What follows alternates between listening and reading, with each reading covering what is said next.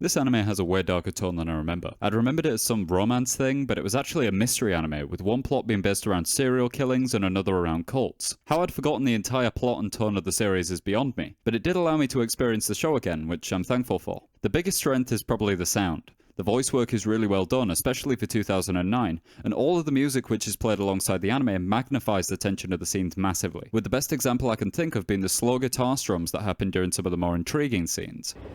理由もなく怒ったりして、その怒りを他人にぶつけちまうってのはあるだろう。だとすれば。 Although I think some of the sound effects they use are comically loud in places, but that also serves to draw emphasis to the actions of the characters, so maybe it's not so bad.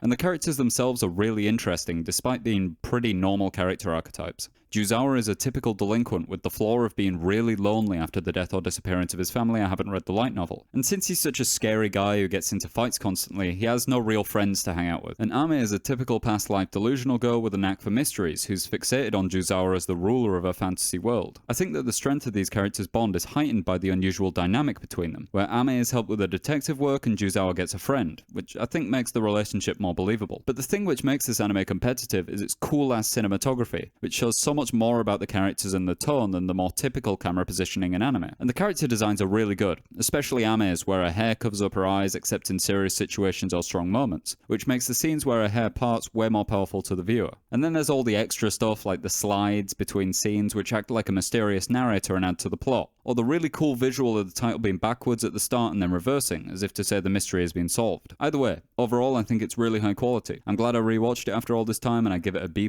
on the tier list. Have an epic day.